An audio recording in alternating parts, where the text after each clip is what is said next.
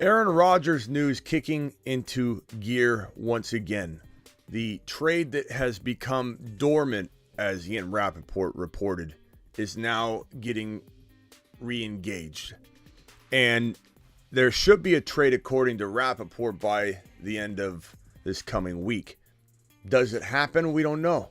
What is this speculation? Is there some kind of little piece of news that Shefty or Rappaport's getting fed that makes him believe this to be true? Or is this speculation, as sometimes Rappaport and Shefty do, and they become talking heads? They don't tell us this is speculative or their opinion. And we remember last year, this whole Adam Schefter, Aaron Rodgers situation. Aaron Rodgers is always in some sort of news during or before or after the NFL draft. And last year, we heard a lot of rumors. The year before, it's constant with this guy. I love Aaron Rodgers, but there is a lot of drama attached to him. And we just got to sift through it all and figure out what is factual, what is speculative. At this point, I feel like a trade is inevitable. I think Aaron Rodgers gets dealt to the Jets before draft day, but a trade could happen on draft day. Wouldn't shock me at all. We're going to break down all the possibilities. This breaking news and more. The Fantasy Football Show begins right now. Live from the FantasyFootballShow.com studios. It's the Fantasy Football Show. Live! Monday through Friday, 7 p.m. Eastern. From the FantasyFootballShow.com news desk, here is your breaking news. What is going on, everybody? My name is Smitty. You're watching the Fantasy Football Show, and I'm here to break some news. This isn't something that's going to, knock your socks off, but there is a report out right now from Adam Schefter, Ian Rappaport, all the boys reporting on this just a little while ago, that after a dormant couple of weeks, the Jets and Packers recently re-engaged in trade talks surrounding star QB Aaron Rodgers. Per a source, a deal is not imminent, but the two sides are at least talking with hopes a deal can finally be done this week. I don't know. To be honest with you, I don't know if a deal gets done on or before draft day. I think either is possible. I think both these sides feel like they have more leverage than they really have. I think the leverage is really in Aaron Rodgers' ballpark, in his court, because he's the one that says, I'm going to the Jets, and the Packers are like, oh, okay, we'll send you there. But at the same time, the Jets are trying, or the Packers rather, are trying to play hardball, and understandably so. They're being told, you're going to trade me, and they're like, okay, we'll trade you, but we do want to get the best value we can get, and that's understandable. The New York Jets aren't going to give up a top 15 draft pick, which is probably what the asking price was initially, because the New York Jets hold this number 13 overall draft slot. That's not going to happen. I don't think that's being talked about. What we've heard, what people have suggested, is that it's coming down to compensation, an argument about what if Aaron Rodgers retires and hangs it up after 1 year. That is reportedly the hang-up.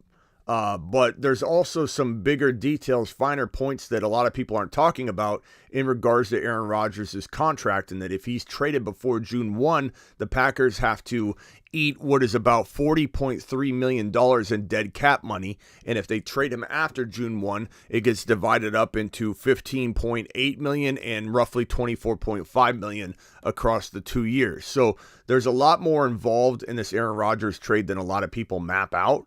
And that could be part of why we're seeing what we're seeing. But at the end of the day, Aaron Rodgers is headed to New York unless the Packers completely push this thing to the limit and it goes through the draft. And then all of a sudden the New York Jets are saying, let's pick up the phone and call Lamar. Let's tell the Green Bay Packers, hold off a minute. You're going to play hardball with us. Hold off. We're going to call up Lamar. And to be honest with you, that would be something that I would welcome. I wouldn't be opposed to that at all. I think that would be a move that would potentially put the Jets, quite honestly, in a better light for the 2020 3 and beyond seasons. I don't think that Aaron Rodgers is better or worse than Lamar Jackson in New York. I think Breece Hall probably has a better year on the ground with Aaron Rodgers there in 2023. But what happens in 2024? There is some logic and there is some desire on my part to see Lamar Jackson under center in New York. And no one's kicking this around right now. I want to make it abundantly clear this is my speculation. But if the Packers push this to the limit, and the Jets feel like, look, you're limiting our options. We feel like you're going to screw us on this because you're wanting an unreasonable amount of capital. Or even if the Jets are at fault for wanting to give up too little, and it is on the Jets, regardless in their mind, if they feel like the Packers, whether they're right or wrong, if they feel the Packers are pushing them to the limit and putting them in a corner, backing them into a corner, and they've got this other option that's kind of there lingering and that's going to go away, they might say, you know what, we can't afford to wait. We've got a championship caliber team. And if we don't have a quarterback, it'll be a debacle beyond debacles. And keep in mind also that there could be something in the works right now where the Jets are formulating a backup plan. Keep in mind, we were shocked, and this is Aaron Rodgers related. We were absolutely dumbfounded and shocked when Russell Wilson going to Denver was announced, and we thought, oh my God, Aaron Rodgers is going to Denver. Remember that? It was not too long ago. In the same time frame, NFL draft period, Aaron Rodgers always in the NFL draft drama. I love it. I love it. I love it. I'm not mad about it. I don't get sick of it. I absolutely love NFL draft drama. I love smoke season. I love all the speculation. I love coming in here and speculating. Some people get mad about speculation. Some really worried Williams and upset Ungers. They come in here and they say, you don't know what's going to happen. How can you like Bijan Robinson as the number 1 running back, Smitty, when you don't even know where he's going to go? He's never taken an NFL snap before in his life, and you like him number 1 overall? Are you absolutely out of your mind? I love the NFL draft. I love smoke season. I love deciphering and picking apart rumors. I love Smitty approving, or Smitty disapproving trade rumors and trade speculation. I love it. I live for it. There's nothing wrong with getting in here with you guys, you fine people, and kicking around some ideas that might be lingering out there, or coming up with our own speculative predictions and guesses as to what's going to happen. And this is my guess. I'm not saying I'm going to be 100% right. I'm not saying that this is going to come true, but I'm telling you from my logical perspective, if I'm the New York Jets, I am formulating a plan of attack to go after Lamar Jackson in quiet, in secrecy. Maybe it blows up the deal. Maybe it doesn't. I highly doubt it blows up the deal. I don't think Aaron Rodgers gets all upset and bent out of shape if he finds out the Jets are formulating a backup plan because the Packers are dragging their feet. Aaron Rodgers believes the Packers are dragging their feet.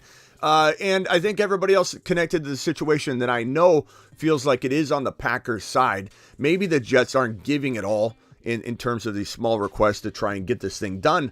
But at the same time, if I'm the New York Jets, and we just saw how a Russell Wilson trade stepped on the Aaron Rodgers situation, what makes somebody think this isn't going to happen again? And that the New York Jets don't say, Lamar, turn off your mom's fax machine. Pick up the receiver. Lamar. This is the New York Jets. Hi. Yes, you're talking. Yeah, this is the brass. We would like to discuss a backup plan. A plan here that would have you coming over to our football team. What do you think about that? You want to play with Garrett Wilson? You want to play with Lazard? Yeah, we'll keep him. You can have Lazard. You can have all of Aaron Rodgers' toys. Yeah, Breece Hall's looking fantastic. Get breaced. Do you, Lamar Jackson, want to be a New York Jet? Okay, hang tight. We're going to keep you on the front burner, okay? Hang tight. We'll put you on hold. Okay, Yeah, you can't receive any faxes while you're on hold. No. Okay, tell your mother hello. I hear the crock pot in the kitchen there, brewing up some of that homemade chili. Meatloaf. Okay, we'll get back to you in a minute. Hang tight. Okay, Aaron Rodgers, are you coming or are you not? Go ahead and press and push our limits, Green Bay.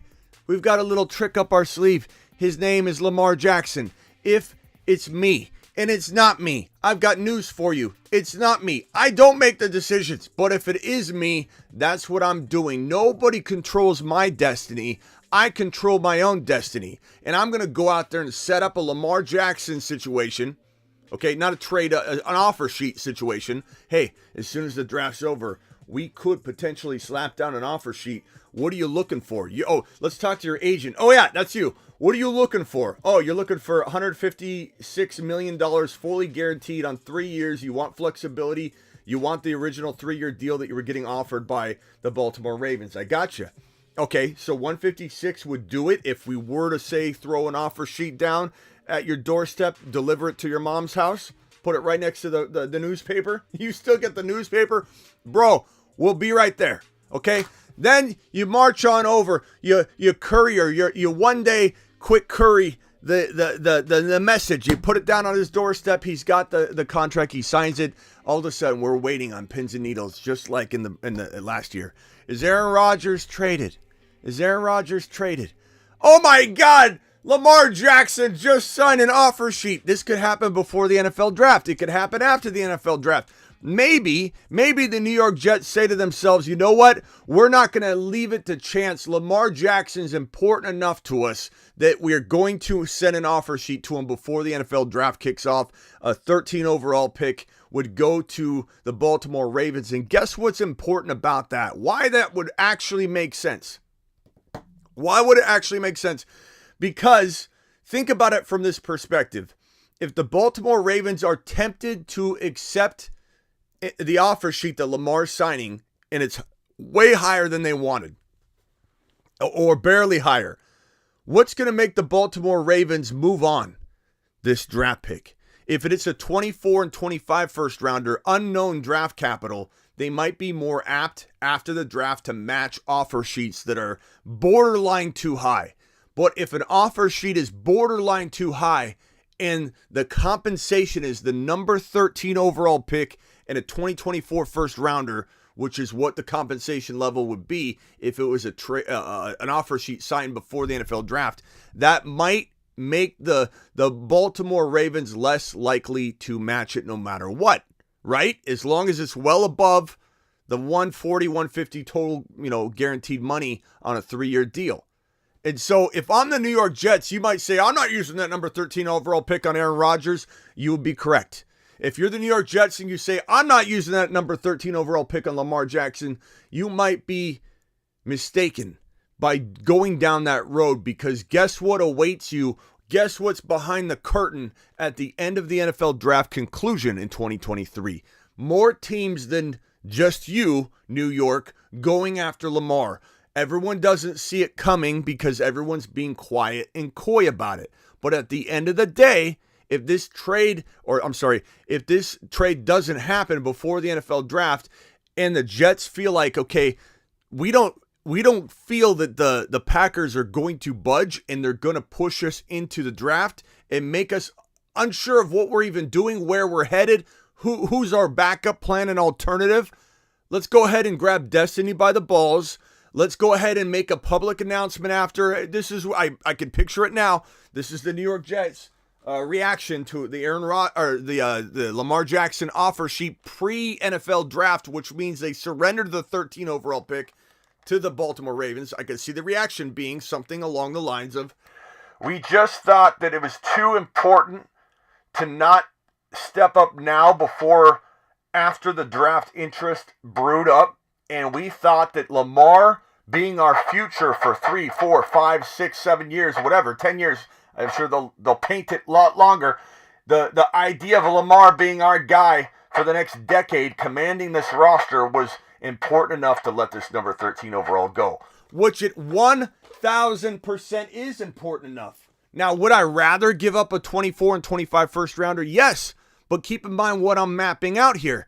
If the Jets wait, more players will be involved. More trade partners will be involved in the Lamar Jackson sweepstakes once the draft is over. Now, maybe it's only 1 or 2 teams. Maybe it's 2 or 3. Maybe it's 5. We don't know. Who's going to telegraph that, hey, after the NFL draft, we're the Falcons. We're coming for you. After the NFL draft, we're the New England Patriots. We're coming for you, Lamar. After the NFL draft, we're the Tennessee Titans. We're coming for you, Lamar. There are so many teams that aren't in this. We're getting Stroud. We're getting Bryce Young. We're getting Anthony Richardson. Every team I've mentioned is not in that category. There are a certain number of teams, the Falcons, the Houston Texans, if they go defensive player here, the Falcons, the Texans maybe, the New England Patriots, the Washington Commanders, the potential Detroit Lions, but probably not with Goff. You got the Tampa Bay Bucks are still in the mix. There are a lot of teams here. Falcons, like I said, Raiders, they're not sold on Jimmy G. You out of your mind? There's a lot of options here for Lamar to see at least 2 or 3 minimum teams interested in his services via the offer sheet process after the NFL draft, what would encompass a 2024 first rounder and 2025 first rounder surrendered to the Baltimore Ravens should the Ravens reject the offer sheet that the team that sent it offers up. The one Lamar inks. 158, fully guaranteed 3-year deal. Ravens get it. They look at the draft compensation. They say, oh, God, New York Jets give the number 13 overall pick and the 24 first rounder. Let's go ahead and take those 2 first rounders. Let's ink it. Do it live. Where's my gavel? Do it live. Ink it. That's how it's going to work. If I'm the New York Jets, and I hate to say this because I love Aaron Rodgers in New York. I truly do. I think it's Super Bowl bound team either way. Like, not necessarily going to win for sure this year. They're a Super Bowl contending team, let's put it that way, with either one of those quarterbacks. But the thing is, if they fall short in year 1 with Aaron Rodgers trying to build the rapport, does he walk away? Does he do a song and dance, which I love the guy, but you know he's going to do a song and dance, a little, I'll let you know later. And then the Jets are saying to themselves, look at the drama right now. If you're the New York Jets right now, think about it for a second. Think about how logical this sounds. How much truth is to this? As much as I love Aaron Rodgers, if you're the New York Jets, what are you worried about next offseason? This getting dragged out to a point where you can't make a decision early enough to save your future, to be ready for 24, 25, 26, to win championships. If they've got to wait for Aaron Rodgers to make his decision each year, and he may leave them hanging, and he doesn't let them know in enough time to react and get a big player in free agency, why would you, are you hesitant with this, the way this is souring, the way you're feeling about how this whole trade's even going down, and you're exhausted by it, you're not sure what's going on? Aren't you kind of like me right now thinking, let's not even deal with any of this next year. Let's go get our guy now. He's worth the money. We're going to have to pay it anyway in 2024. Look, we're paying a ton of money for Aaron Rodgers this year. Then in 2024, we still got to pay a ton of money to bring in the right signal caller. So when someone says, oh, it's about the money, they don't want to pay Lamar Jackson up front. You got to have that money in an account now. You have to have it in an account now to get the guaranteed money. It's all a big problem, Smitty. The Jets have already said they'll spare no expense. They'll spare no expense. The New York Jets will spare no expense to get their quarterback in. Why on earth would you not want Lamar, who's not going to give you the song and dance next year if you ink him to a new deal? You have 24, 25, 26 covered, or at least 24, 25, and then 2023, 3 years, and you're good to go. You're good to go. You don't have to worry about the drama. You're not going to be put in a box or backed into a corner by Aaron Rodgers, who I love, but you know this is going to happen next year. Why would you not take Lamar over Aaron Rodgers? It doesn't. The money part doesn't even factor in. You're paying Aaron Rodgers a boatload of money for 1 year, 2 years. You're paying him a boatload of money. Why not make a contract structured the way you want, team friendly, go get Lamar Jackson, give up the number 13 overall pick because it eliminates any competition that will be there once the NFL draft's over and everybody tries to play this game for 2024 and 2025 draft capital. Go get your guy, New York. As much as I hate to say this, because I love Aaron Rodgers in New York, New York needs to play smart here. New York needs to go get that contingency plan working and in motion, and New York needs to act upon it before the NFL draft if the Green Bay Packers try and shove this thing into the NFL draft. In fact, I would do it anyway. If I could make the decision right now, I go get Lamar now and I don't wait any longer and I make a surprise announcement. The Green Bay Packers are left with their pants down and then they've got to deal with this aftermath. Does Aaron Rodgers retire or does Aaron Rodgers say, you're trading me to the San Francisco 49ers?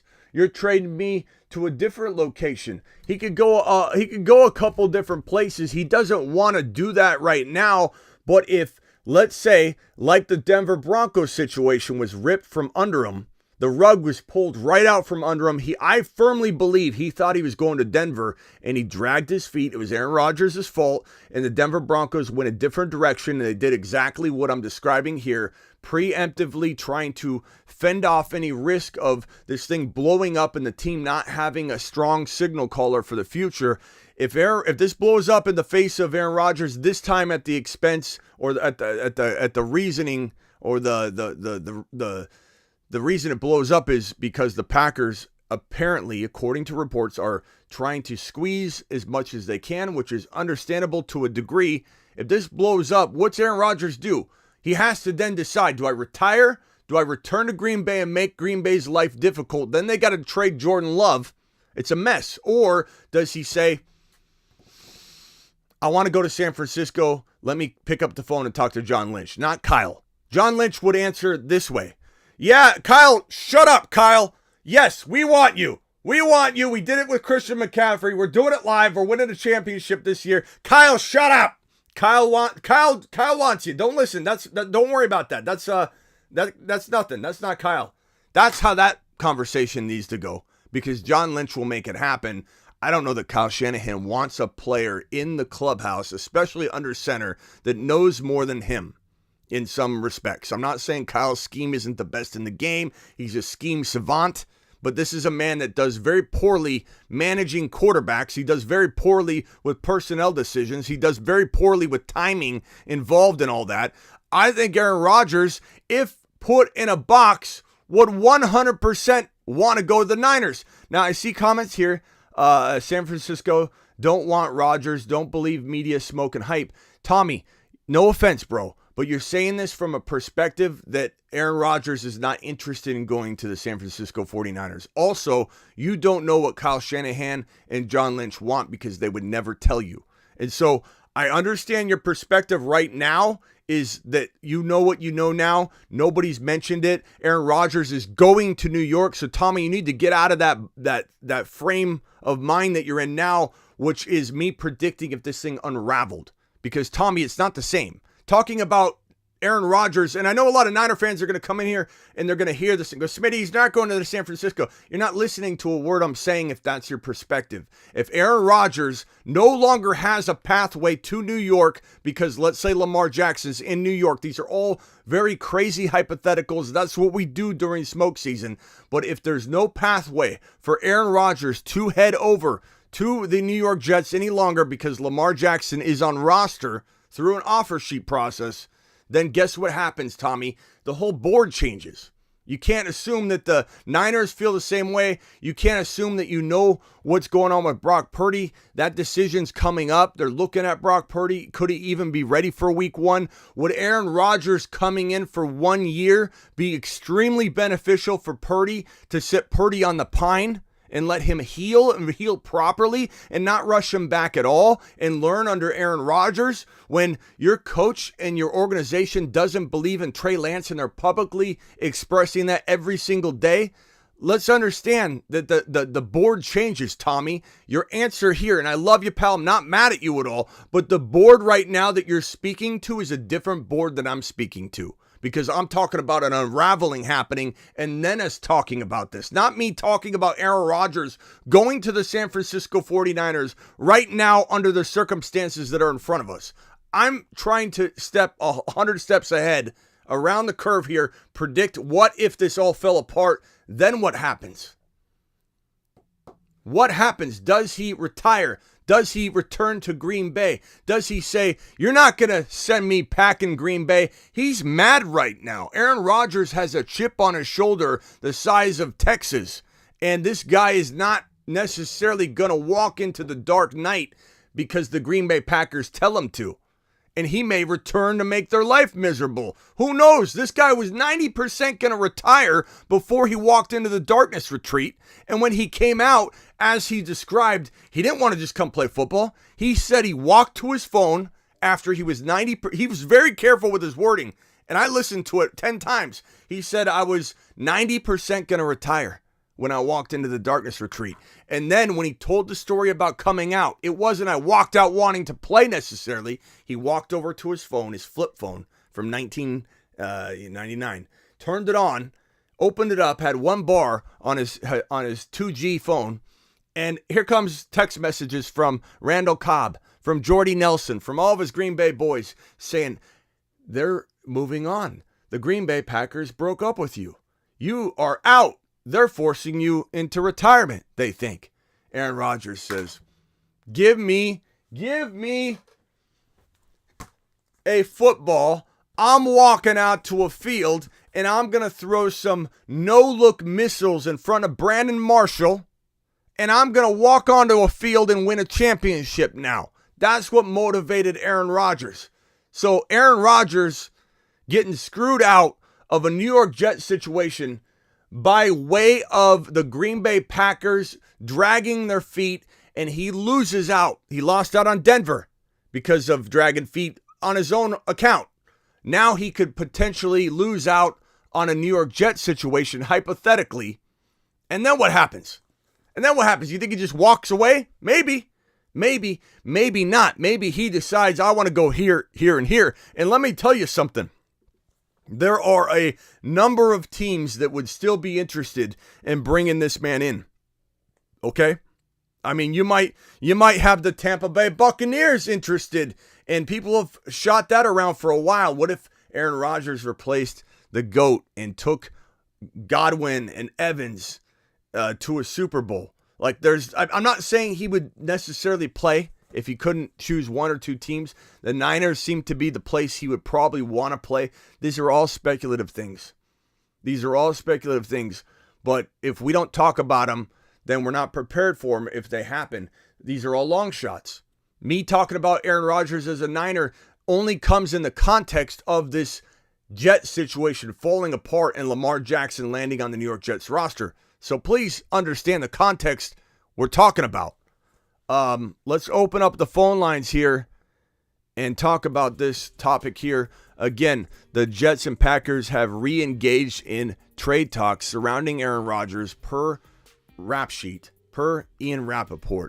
And this is the report that triggered it. And Rappaport saying that this deal's been kickstarted again with hopes that a deal can finally be done this week. Hopes of it. If it falls through, the Jets are going to have to panic. The Jets better already have that backup plan in place. Call into the show. Call into the show. Dial into the show. I'm hoping the phone lines need to be restarted again. Hang tight. I got to restart the phone line in 1 second. We'll open the phone lines in 1 second. I got to figure this out. This is a crazy situation, guys, and there's no for sure anything. There's no roadmap for this. We can only speculate. We're here to speculate. I love that people get upset when you speculate, but the bottom line is there is a ton of ways these things can go, and I don't think we're crazy to map them out the way we're mapping them out. I honestly believe that what we're talking about is sound. What we're talking about is logical. And what we're talking about is definitely in the cards or in the mix, because if you're a GM of this New York Jets situation, or you're the brass, you have to be in panic mode. You're not going to sit here and go, oh, we're just going to let the Green Bay Packers dictate what's going to happen to us. They're very much going to be in a situation where they're trying to preemptively stave off a total explosion and not be at the total mercy of the Green Bay Packers, which is what currently is the feel. And so if you're the New York Jets, this has to be something that you're considering. I'm not saying it's 100% going to happen, 50% going to happen, 30% going to happen. I have no clue.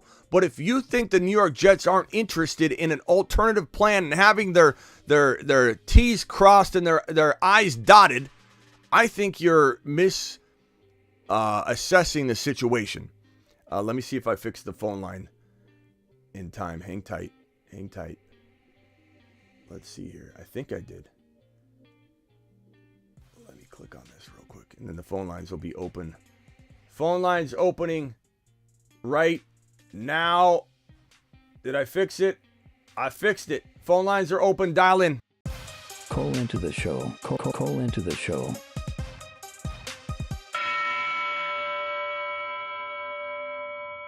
What do you think? What say you about this Aaron Rodgers situation?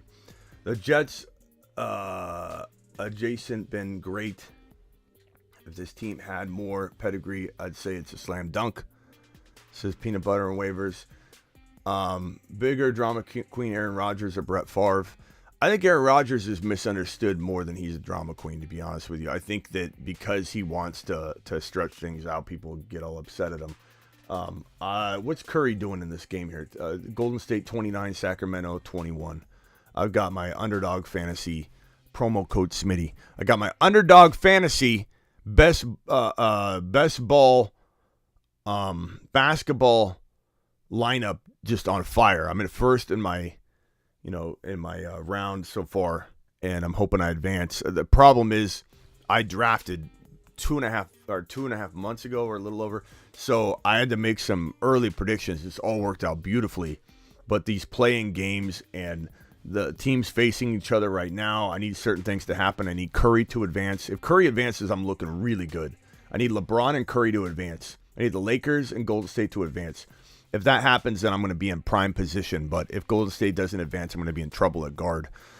So pretty excited about my basketball squad on Underdog Fantasy. Guys, make sure you get on over to Underdog Fantasy, promo code Smitty. You can do all kinds of high or low contests. You can do the basketball high lows. You can do the basketball best ball stuff. You can do all the football drafts that we do. And if you sign up now using promo code Smitty, link in description. Link is always in the description of the videos, or use promo code Smitty, but the link is easier because it puts the code for you in there. You need to be ready and signed up ahead of time, not only to get that bonus match up to $100, but you need to be signed up and ready, because we just say, hey, jump into this, and you got to click the link, and if you're not already signed in, you're not going to get in. So that's how it rolls. You're live on the line here, Evan. What's up? Or Ethan, I'm sorry, Ethan. Yeah, calling in just bragging about this win-win situation for the Packers for me. I mean, I'll just let Rodgers rot if we don't get proper compensation. And I can see Jordan Love winning at least 8 games in his rookie season with a healthy Bakhtiari. I mean, you look at that Giants game, Bakhtiari didn't even play in that game that we lost to the Giants. So, yeah, I think, and then if Rodgers goes to the Jets, it'll just be history repeating itself, and it'll be like watching Favre with the Jets and enjoying the Packers. It's a win-win. See, I disagree that he's going to struggle in New York. New York is such a good football team, bro. This is a team that, in my opinion, this is my opinion, and you're totally welcome to have your own, and bro, you could be right. And you never know when a player... Rodgers will be good in New York. I like Rodgers. Yeah, okay. That's why it's like, I'm just enjoying the football of it. Yeah. But you look, Jordan Love, you got to move on, and you got to see what he has. If Aaron Rodgers stays and you don't go the route of Jordan Love, you got to trade Jordan Love, and then you'll never know. They want to move on. The Packers want to move on. I think ultimately they're a little scared that they're pushing their luck. I think that's why the deals have been re-kickstarted, because the Packers want the draft capital for this 2023 NFL draft, and it's like they're pushing their luck, and then now they're running out of time, and they're like, okay, let's kickstart the trade talks again. Let's just get this done. I think the Packers were just trying to get the most out of it. But now you're sitting at a point where you want to use the draft capital for the 2023 NFL draft. If you're the Packers, the draft capital you get from the Jets in the Rodgers trade, a second rounder. And if they don't get it before the draft, it doesn't help the Packers. The Packers also are worried about if they get stuck with Rodgers, that could really throw a wrench into their plans. Even if they're like, okay, we'll just play with Rodgers for one more year, then you don't know what Jordan Love's going to get you, and then you got to trade him. So if you do believe in Jordan Love, and it sounds like the Packers do believe in Jordan Love from top to bottom, to a degree to where they want to test it out for sure, like not even a hesitation. They want to give it a full go. They really believe in him. Then you want to get rid of Aaron Rodgers. You do not want to be stuck in a situation where you're forced to trade Jordan Love. And I'm not saying Rodgers would necessarily return. He could just retire and say, screw all this.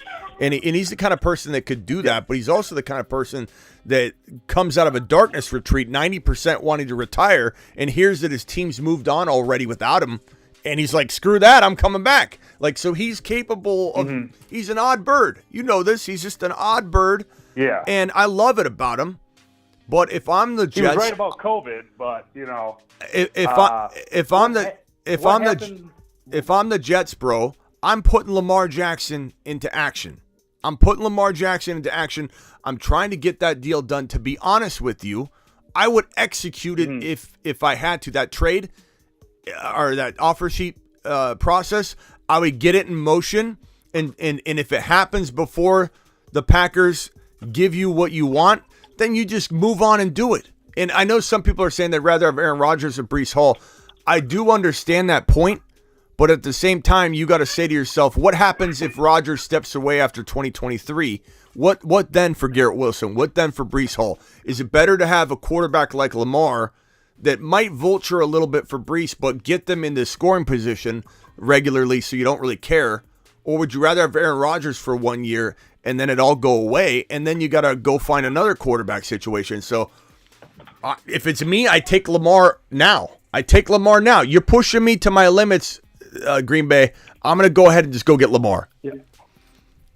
What happens, worst case scenario, if Rodgers obviously skips OTAs and he shows up at training camp? In a plane like Favre did, how's the fine issue work? Or, you know what I mean? If he's not playing, or, you know what I mean? If he's just being a nuisance. He'll have to show up by a certain date. And then if he doesn't, then yeah. But I mean, he would if he wouldn't just hold out like Rodgers would retire or show up. But if he showed up, the Packers would literally have to keep him. Like, you know, they would try and trade him. They would talk to him. They'd try and figure out something that they could do, but they would be forced to trade Jordan Love. Like Aaron Rodgers, if he wanted to, could be a thorn in their side, get a fat payday, and they'd have to pay him so much money they're not prepared to pay.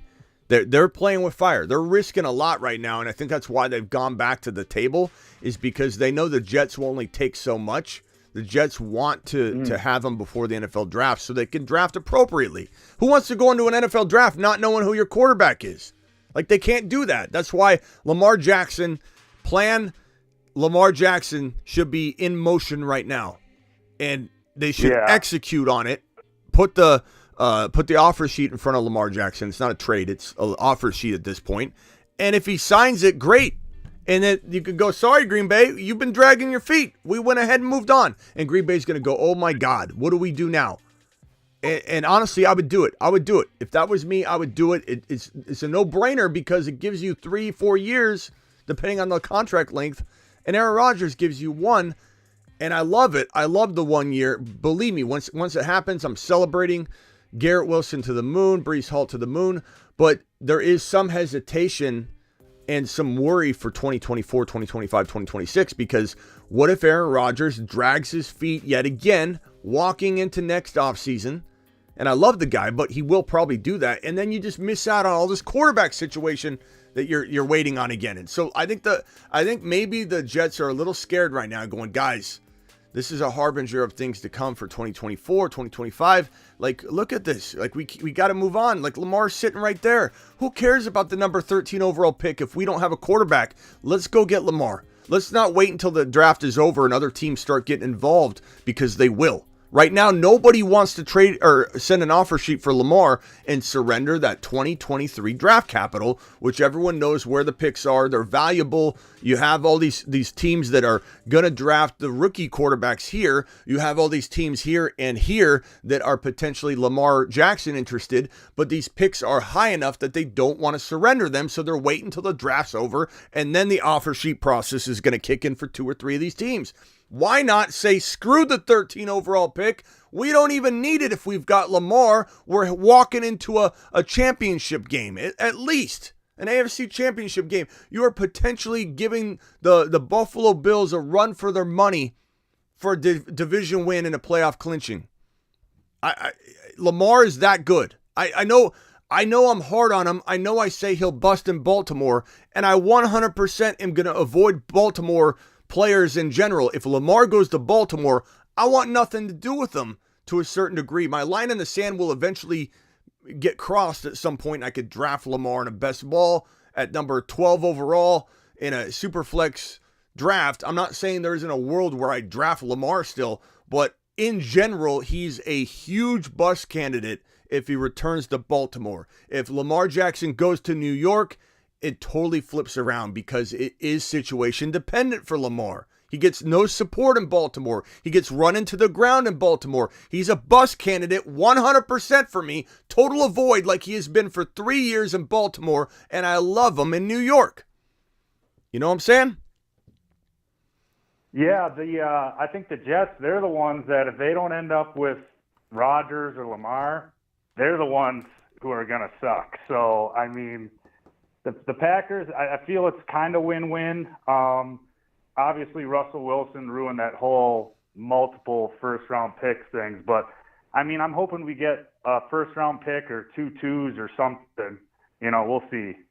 Yeah. There's a lot going on with this contract. There's a lot going on with the compensation if Rodgers walks away after 1 year. The Jets want a 4th or 5th rounder or something kicked back if Rodgers only stays the 1 year. There's a lot hanging on this, but there's also talk that they're trying to change the deal. We don't know fully. There's just a lot of speculation, but the fact that the trade talks actually died, they stalled to a halt, it crawled to a halt, and now they're potentially getting kickstarted again. And the only thing we really have, let's read into this carefully, and it's in parentheses here, with hopes a deal can finally, in parentheses, be done this week. That doesn't sound to me like Schefter has a clear fact or a line on this that suggests that both sides have come to the table and said, let's get it done. It's getting done. Don't worry, it's getting done. This is Schefter saying finally be done this week. There's hope that a deal can get done this week. None of that sounds concrete to me. And so, we'll see what happens. We'll see if Lamar Jackson ends up in New York in some surprise move, just like Russell Wilson to Denver. Keep in mind how shocking that was. Do you remember how shocking that was? Aaron Rodgers was supposed to go to Denver, and I fully believe he intended to go to Denver. If you kind of think about it, why would he back into the Green Bay situation again with Adams on the potential move? He wouldn't. He wouldn't have planned that. It just happened that he didn't really have anything else worked out in his mind but Denver. He drug his feet. It was his fault. That one was not on anybody but Aaron Rodgers. He drug his feet. The Denver Broncos did exactly what I'm saying the Jets should do, which is have a contingency plan. And if the primary plan doesn't happen in the timing you need it to happen, you activate contingency plan. And that is Lamar Jackson for the New York Jets, in my opinion. Just like Russell Wilson was for the Denver Broncos. I think Aaron Rodgers went, whoa, what? Russell Wilson? And then he just backed into Green Bay. Because he's not a rash person. Aaron Rodgers is patient as can be. And he's so patient he doesn't care. He probably at some level doesn't care if this blows up. Like he's that nonchalant about everything. And I don't know what that means for him. Like, I don't know if he's mad or if he wants to retire, like what that could mean. But he's so nonchalant that it very much was his fault that he's not in Denver. And I just hope the Jets have this cooking in the background. Hang tight for me, Ethan. Jake the Snake, you're live on the Fantasy Football Show. My thought on this is I don't see how this can't get done, honestly. I don't know why the Packers and the Jets are dragging their feet. They both need it to happen. So the fact that it hasn't happened, I don't know, are they waiting to get closer to the draft and hear out other offers? Well, that's what I was saying earlier, though. I don't know. That's what I was saying earlier, that it appears the Packers are pushing their luck, and they both needed to get done, but the Jets have to be reactive and say if they try and push their luck through the draft, we're completely screwed. So the problem is, if you're the Jets, you don't know how much the Green Bay Packers are trying to push their luck. If they try and push their luck all the way into a situation where Aaron Rodgers gets fed up and retires, the Jets get screwed. If the Packers push their luck as far as they can through the NFL draft, the Jets go in blindly into a draft making selections thinking we don't know who our quarterback is. At some point, no matter what, and I agree with you, a deal's more likely to get done than not. But if you get pushed to a point where you feel like they're going to take this into the draft and you don't want to go that route, that's definitely feasible. Like that definitely, I can predict that to happen and on some level. Like it's certainly possible. And so you just got to be able to like say, look, we're taking destiny into our own hands. We have two options right now. If we wait until after the draft because the Packers want it that way, and they just force us into a draft without knowing what's going on, we don't get the trade done. If you're the Jets, you're being reckless because you have two options on the table right now. Two very good options, one of which gives you longevity. They're crazy not to entertain and have a plan in place. And they could say to him, look, you leak this out. You leaked this out, Lamar, and we're not gonna offer it. But would you accept 165 fully guaranteed 3 years with a 1 year team friendly deal, a year on the end of it that would give you X amount of dollars for that 1 year, no franchise tag clause in there for you, no trade clause in there for you? If we offered that, would you sign it? And you cannot tell a soul. You can't tell your mom. You can't tell your co-agent, your mom. Nobody can know about this. Okay, your mom can know, but nobody else. Nobody at the bingo club from your mom. My mom's got to shut her mouth. She can't tell anybody at bingo. Do you understand, Lamar? And Lamar says, yeah, done deal. Then they sit there and wait. And if the Packers push the Jets to the limit, they execute on the trade, right? Or the offer sheet right before the draft. I don't know what the timing has to be, how soon it has to be in before the draft. There's some of those technical details that none of us could know.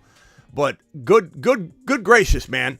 I'm not sitting there getting shoved into an NFL draft and don't have a contingency plan actually executed on before that draft begins. Forget that other team trying to control our destiny. We're not going to get screwed. Me speaking from a Jets perspective as if I'm the Jets owner. We're not getting screwed out of this situation. We got two options in front of us. Let's not let Lamar Jackson enter in a situation after the NFL draft where multiple teams are in a bidding war for him with offer sheets. Which could happen, it might not happen, but it's not worth taking the risk if you're the Jets and you need to win now. You're built to win now. You have a Super Bowl contending team now, and you're putting yourself in almost the worst situation a franchise could be in, and it would be the laughing stock of the NFL for a decade if the Jets come out of this without a quarterback. Just an absolute laughing stock. So they have to be prepared. Yeah, the other part that I don't get, and it pisses me off as a Garrett Wilson owner, is like the Jets are also in a terrible position, and all of us are too. What does this do to Garrett Wilson if the Jets somehow screw this up like they've done over the course of their entire franchise history? Like they could go Lamar afterwards, but like they really just have their heads. Garrett in Wilson like, to the core of the earth. So stubborn. What, Ethan? Garrett Wilson to the core of the earth. If that happens, he ain't going anywhere near the moon. He's going to China. Not if they get Lamar, though, but they'd have to. Like, here's the thing, okay? At the end of the day, let's say worst case scenario happens, okay? Aaron Rodgers' situation unravels. They go into the NFL draft. They're pissed off. They got lied to by the Packers, whatever. And they get out of the NFL draft. And they're like, we better go hardcore at Lamar. And now we're surrendering a 2024 and 2025 first rounder. you could send him an offer sheet that blows away every other team, and you have made it very clear that you will spare no expense anyway, so it's not like they're going to be stingy with it, but you just blow every team out of the water. You give him exactly what he wants. You screwed up. You put all your eggs in the Aaron Rodgers basket. That basket fell apart, and all the eggs cracked all over, fell all over. You're screwed. You can still control your destiny. You can still come in and give him $230 million guaranteed Deshaun Watson's deal. Like, you could figure it out, and you'd have to do it. But that's the price you pay for playing the risky game of trying to wait on the Green Bay Packers. So at the end of the day, I think the Jets figure it out. I do not believe the Jets I don't think there's any possible way they could come back from this. And maybe this is that Jets are the Jets moment that everybody says, and they do blow it, and they don't go after Lamar, and you're like scratching your head. Kind of like when Atlanta doesn't want Lamar Jackson. We're all just scratching our heads. We're dumbfounded. I feel like an absolute imbecile looking at the screen when I'm reading Arthur Blank say, we're not interested in Lamar. And here I am on show after show saying, he's going to Atlanta because it's logical. It's the best fit in football. Lamar Jackson to Atlanta makes so much sense. This is Michael Vick of the old days. The fan base would love it. They wanted Deshaun Watson. And they don't want Lamar Jackson. Like, I feel like an absolute buffoon looking at my screen going, all this Atlanta talk because of logic, and here's Arthur Blank shooting blanks, making us all look dumb because they want nothing to do with it. Here, he's going to Atlanta. It makes the most sense. Lamar to Atlanta, it's going to happen. It has to happen, right? We're willing it to happen. We're sending moonshots out for Atlanta, and Arthur Blank comes in and shoots a blank and says, we're not interested in winning. We want Ritter. I'm not saying Ritter won't work out for Pitts. I'm not saying Ritter won't work out for London. Sometimes bad teams can throw the ball a ton. Doesn't mean I don't love those guys. But why in the heck would you not want Lamar Jackson commanding your squad? It makes no sense at all. So, I don't know. We can't predict any of this. Certainly, we don't control any of it. But logic tells you that the Jets would be in a pickle, but they could get out of it by overspending and blowing everybody out of the water and giving that Deshaun Watson contract that, unfortunately, you made your own bed, New York. If you bank on Aaron Rodgers and it falls flat because the Packers screw you, you're going to have to go to the mattresses and go get that cash money and slap that Deshaun Watson deal down. Yeah, I'm also mad at the Jets for the fact that, they're not going to be the only suitors in the world either. So the longer this drags on, Miami, San Francisco, these landing spots that could be potential options for Lamar and Rodgers, those phone calls are happening, I guarantee it. So the Jets need to make something happen, and it just pisses me off this deal hasn't gone through yet. Yeah, I mean, that's just, like I said, all the whole show is that if this gets past the NFL draft, there will be more suitors in this offer sheet game. Right now, no one's in play. The first team that steps up and throws an offer down that is high enough draft capital. So like I said, the beginning of the show, middle of the show, right now, if you throw down this number 13 overall pick in an offer sheet right now in conjunction with the 24 first round pick as your draft capital compensation, because in a non-exclusive tag, you send an offer sheet to player signs offer sheet. The team that has Lamar's rights, which is the Ravens, look at the offer sheet. If they sign it and accept it, then they get Lamar for that contract. Basically, the offering team draws the contract up for the Ravens, and the Ravens accept it. If the Ravens deny it and say, we're not giving him $180 million guaranteed, he's yours, they take the 13 overall draft pick in 2023, they take the 2024 draft pick. And so, as I've said all show, as I've said for months, no team wants to do that currently because the teams that need them aren't these teams. These teams are going after the rookies.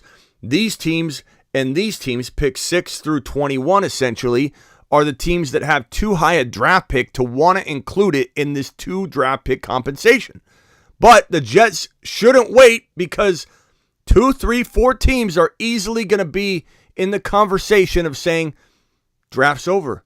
No longer have to give up that 23 first rounder. We've already spent it. That player's already on our roster. Now an offer sheet gives up an arbitrary, unknown 2024 and 2025 first round pick in each of those drafts. And guess what? If you get Lamar, that draft pick is probably going to be later, and you're banking on having a good team, so your pick's going to be late. You're giving up 2 late first round picks in your mind if you acquire Lamar Jackson.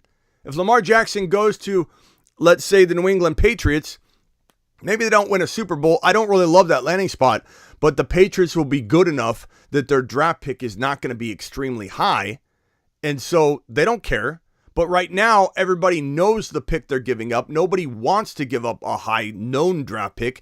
So the Jets, like I said, would be extremely smart to go into the Lamar game right now where there's no other contenders or people vying for him via offer sheet. They would get him. As long as the offer was expensive enough that the Jets or the Ravens are like, we don't want that deal. And you're more inclined to get the Jets to say, yes, go ahead and take them. We don't want to match the offer sheet if you're giving up a high draft pick. The later the draft picks are, the less likely the Ravens are to accept the fact that they're losing Lamar in compensation for draft capital if the contract is even close or remotely close to what they want to pay. If they want to pay, let's say, $150 fully guaranteed for 3 years, and he gets offered $175, and the Jets are like, it's not what we wanted, but the team giving us the draft capital, we don't know what their picks are going to be. It's 2024, 2025. You give them the 13 overall, they accept the deal.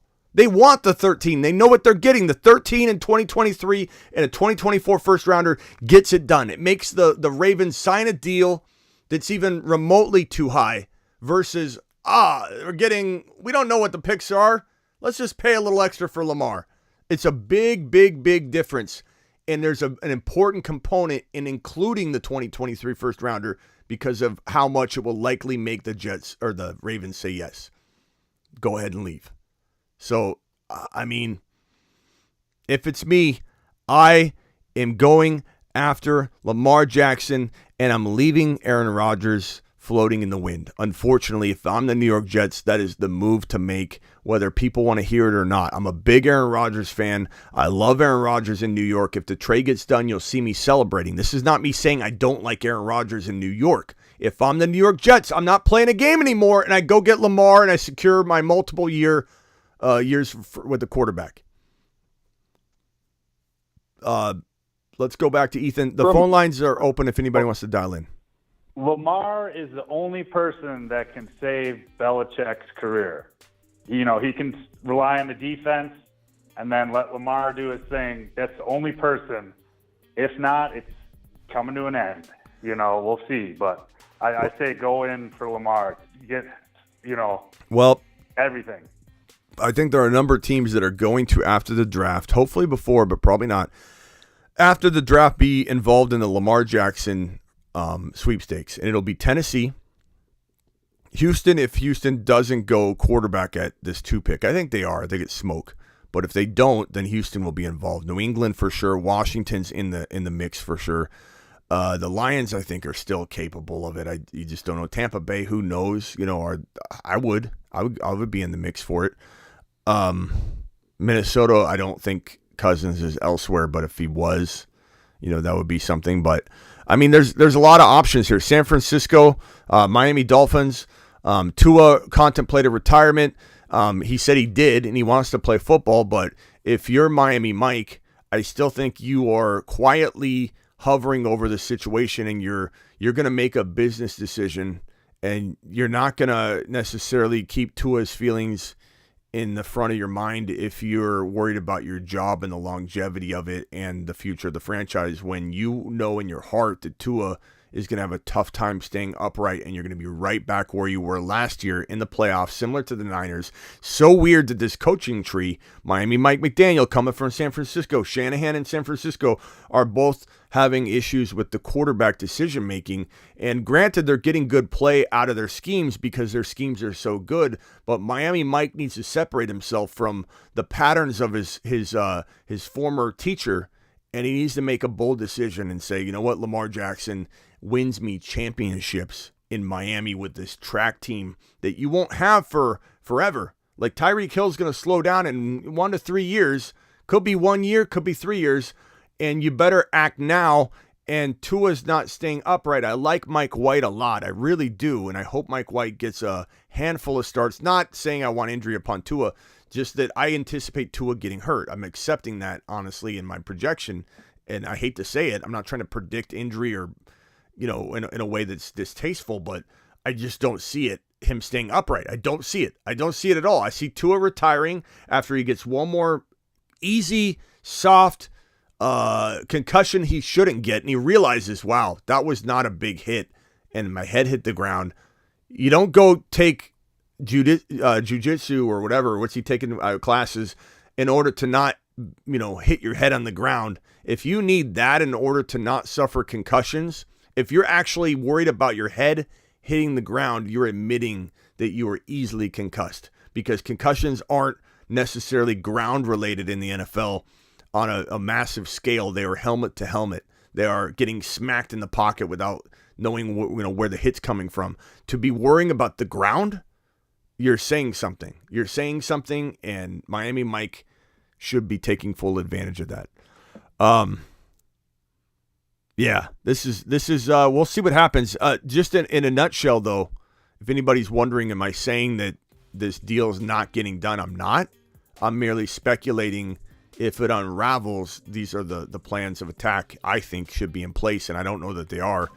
But, I mean, I honestly would rather have Lamar Jackson if I'm the New York Jet brass. It's nothing against Aaron Rodgers for 1 year, but why you plan it for 1 year when you have a rare opportunity to get a top 5 potential quarterback, especially in the system? He can play that level at that level, even if it's not fantasy for sure, it could be, but from an NFL perspective, he could play at a top 5 level.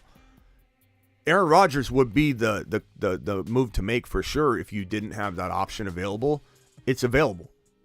It's available. It's sitting right in front of you, and it's almost reckless to not go down that path at this point. Oh, Miami Mike is like that college-educated lawyer who drives slow in the left lane. I mean, worst clock manager I've ever seen. Smart guy, great plays, but it's like wasting timeouts, can't get a play call in. No wonder he overthinks everything. That's just my opinion on it. Yeah. I mean, it's going to be interesting, bro. I love smoke season. I think that if I had to put a arbitrary total guesswork percentage on whether this goes down, the Green Bay Packers and Jets trade sending Aaron Rodgers to the New York Jets, I'd say like 70% likely to happen, 70, 75. That's a pretty big percentage. I'd probably put it at like a 85, 90.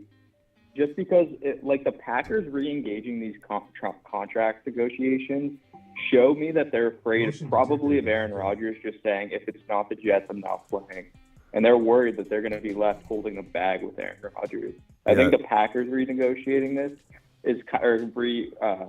recommitting to talks with the Jets shows that the Packers are worried about Rodgers. Yeah, they pushed it to their limit clearly, and now they're like, okay, we're running out of time. We waited like leaving a car dealership. You walk out and the dealer's going to wait so long, but then he's going to call you back. That's essentially what's happening. But I just hope the Jets have already initiated talks with Lamar and his mom. As weird as that sounds, I'm hoping Miss Jackson's already had some words with the New York Jets. I want my son to have his locker room with a phone in it so he can call me anytime when he needs me. They probably already talked to the Jets, I'm sure, at some point. The thing is, if you're Lamar Jackson and you probably are being coy about some of these conversations that if you're being told to be, and there's not a lot of places where this could leak. He doesn't have anybody to leak the information out. Now, granted, you probably want to leak some of the talks out because it would garner interest, but in some of the cases, maybe you don't. Maybe you're like, okay, I don't want to. If the Jets are going to be out, if I tell anybody, I'm going to keep it quiet. So it's in his control to be quiet. Now the Jets could leak it. Someone in the Jets organization could leak it. But the fact that the Russell Wilson situation happened and unfolded the way it did, it's very possible this stuff is all kept under wraps for, where Lamar's talking and potentially going to go, because the team has instructed him, like, look, you can't leak this. We need to use this as leverage, but if we send this offer sheet to you, will you sign it? Okay, good. We'll get back to you. So, Miss Jackson Boucher is handling the foosball. yeah, buddy. Anybody else have anything else? Dial into the show. We're gonna cut it short soon, but appreciate the 105 of you in here. I'm here if you guys have questions. So dial into the show. The phone number's on screen: 602-635-3664. That's 602 NFL 3664, otherwise known as 602 NFL Dong, DONG, like the bell. If you want to dial into the show, there it is. Smitty, look out for A.T. Perry. I like A.T. Perry. He's got to land in the right spot. The problem with those guys like A.T. Perry and those wide receivers that are very, very far down on the rankings is draft capital, but they could always climb in the right spot. I like a guy like Josh Downs more, who is probably the most underrated receiver outside of the big, fully accepted top 3 or 4 guys that everybody continuously talks about. Downs is sneaky. I also like Tank, Nathaniel Tank, Tank the Hank the Tank. I think Tank Dell is going to be a real nice surprise. And Tank Dell, Nathaniel Dell is his real name if you need to search for him. Nathaniel Tank Dell is just a gem, just an absolute gem in the making. He's a small guy, but very Antonio Brown-like, very smooth, amazing route runner. So keep an eye on him. We've got a caller here from the 813. You're live on the Fantasy Football Show. Who are we talking to? What's up? This is Eric. Bucks go again, remember? What? Eric who? Remember the Bucks in the house? No, I don't. I'm sorry. The Bucks in the house. Yeah, I was on your channel before, on the chat before. Okay, yeah, a lot of people call in, Eric, but let's kick off something new. We'll get you a nickname here. So go ahead. What do you want to talk about? The Ryan Tannehill thing. What do you guys take on the Ryan Tannehill? I think he's, no offense if you're a Tannehill fan, but I think he's not a great quarterback at all. I think he was propped up by A.J. Brown. And when the Titans traded away A.J. Brown, when they had just, were a division winner that year right after or right before, they trade away A.J. Brown and leave Tannehill throwing to nobody.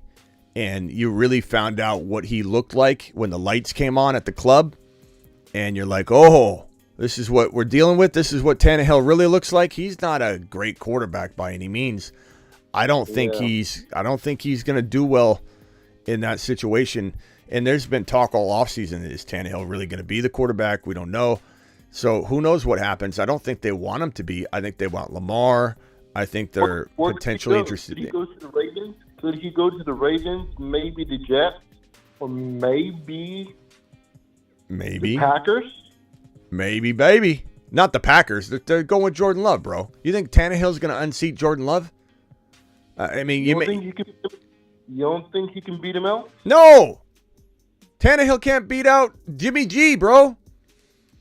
Yeah. What do you think he does, though? Where do you think he goes, in your opinion? I don't know. I have no idea. I think some team could believe in him, just like Jimmy G tricked some team into thinking he was still a top 15, 20 quarterback in the NFL, and he's not. I think Tannehill's not at all.